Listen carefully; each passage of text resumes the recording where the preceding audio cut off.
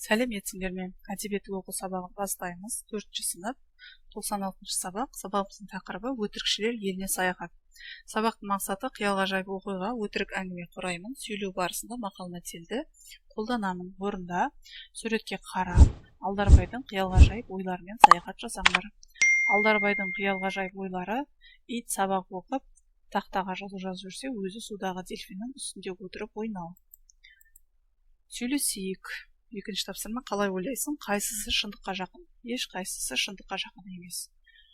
Үшінші тапсырма: бұл өтіріктердің зияны бар ма? Бұл өтіріктер қиял-ғажайып оқиғалар. Түсініп оқы. Қалықта ұшқыш кілемім.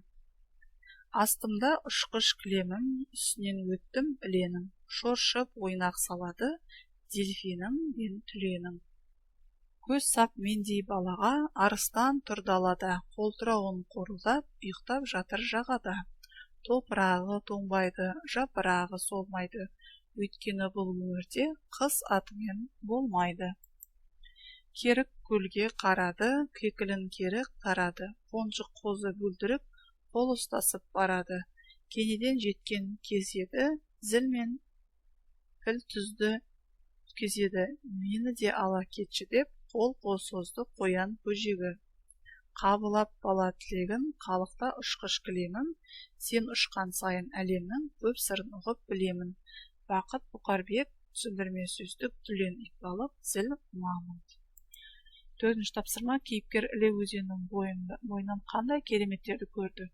Кейіпкер Іле өзенінің бойынан дельфинді, итбалықты, қолтырауының қорылдап ұйықтап жатқанын, керікті, қонжық қозы мен бөлтіріктің қол ұстасып бара жатқанын, мамыт пен піл қоянды көрді.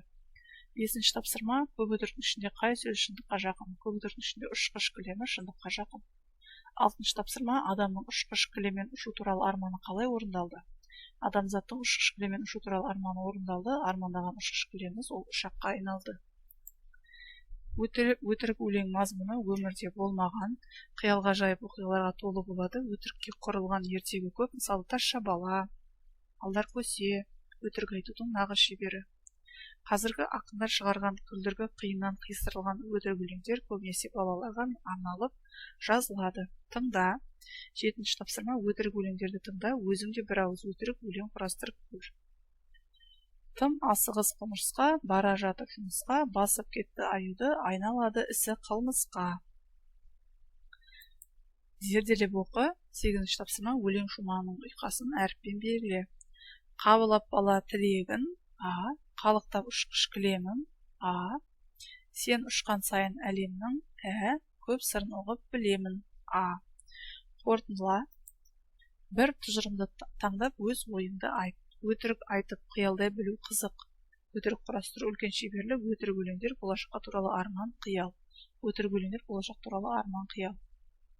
Үй жұмысы: өтірік өлеңдегі адамдар арманы тақырыбына қысқаша ойыңды жаз. Өтірік айтудың зиян туралы мақал-мәтел жаз. Арман адамға қанат. Мақал-мәтел: өтірік өлеңдегі адамның арманы болашақта болса екен деген тілектен құралған. Адам баласының арманы көп болады. Арман адамды алға жетелеп, көптеген еріктерге, адал, батыл әрекеттерге итермелейді. Сабағымыз аяқталды. Сау болыңыздар.